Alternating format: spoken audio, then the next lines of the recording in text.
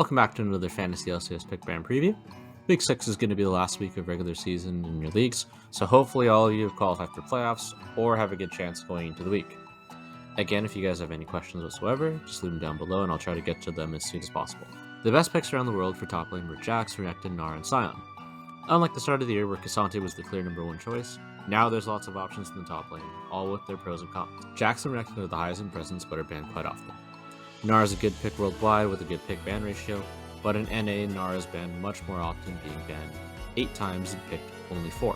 We see this NA-specific Gnar banning because top laners like Summit and Armut are known for their Gnar play, and most teams would just spend a ban on it rather than having to face it. Sion has become the premier tank option, putting an end to the dominant run K'Sante had at the beginning of the split.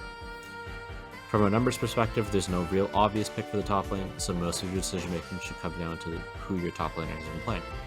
But just as a guideline, Jax, Renekton, and Sion are all good options, with Gragas rising in priority as well. Since the last video, the ban rate for Maokai has shot up, with Maokai being banned in every 4 out of 5 games.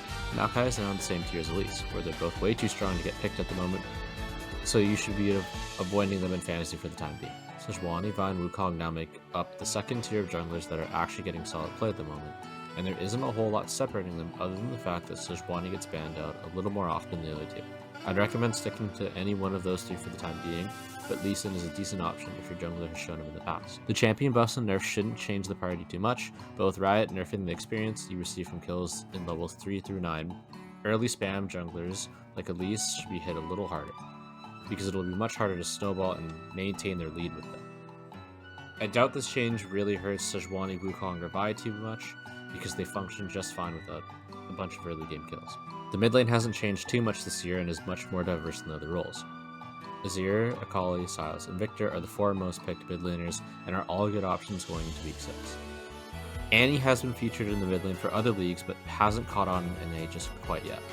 Talia continues to be a secondary option, but teams are starting to catch on to how strong she is and are banning her a little bit more. Interesting note that NA accounts for 1/3 of the Yone play in the top 4 leagues, so he could be an interesting choice if your mid laner has played him before.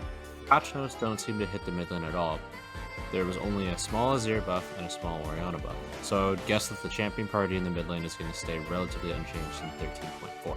Zeri is still the best option with their high pick rate and a relatively low ban rate for her strength. The LCS doesn't seem to follow the global meta as closely, where you see Varus banned a lot more often in NA, while Lucian is the opposite, not being banned as much by the LCS. So my recommendation is to choose either one of Zeri or Lucian like previous weeks. The other options are Xayah and Sivir, while you should be avoiding Caitlyn or Varus for now because they get banned too much. Support's the role that's been changed the most between the patch notes of 13.3 and 4, with numerous buffs to melee support champions kits, and now in 13.4 with buffs to melee support items and nerfs to range support items. Rakan and Thresh have both received substantial buffs to their kits and items and could feature more, but changes to range supports aren't likely to be enough to take them out of the meta completely. Lulu and Nami are used as much as they are because of their synergy with Zeri and Lucian, and until those champions are touched, Lulu and Nami are likely here to stay, with Annie buffs making her a very relevant champion in today's meta. If you want to play it safe, still stick with Lulu or Nami, but now there's a little more nuance to the support picks and bans, unlike earlier this season. One other thing to note is that Core JJ, Huhi, and Ignar have all tried out Annie paired alongside Zeri, so that could be an option if you think one of Beyond, 6A, or Spawn are going to Zeri this week. Looking ahead to the schedule, you should be looking to bring in Golden Guardians players while phasing out 100 Thieves and TL. I think we've seen enough to know that 100 Thieves and TL aren't crazy dominant teams at the moment, and both teams have fairly tough schedules going into week 6. Golden Guardians is the hottest team in the league at the moment, and also have one of the easiest schedules going into week 6, going up against TL and IMT. And if you're real desperate for change this week and there's no Golden Guardians players available, you could be looking to grab CLG players, who are 4-1 in the last 5, but just be aware that they're going to face a very tough FlyQuest team in week 6, so they're a lot riskier. When I say you should be dropping 100 Thieves or TL players, I don't mean you should be dropping anyone on those teams, just consider if they aren't the best performer in the squad. I think Bjerg is an untouchable, and you shouldn't be dropping Summit, Core JJ, or Double A. But if you're holding on to one of Eon or Boostio, you should probably be dropping them for 6A or Huhi.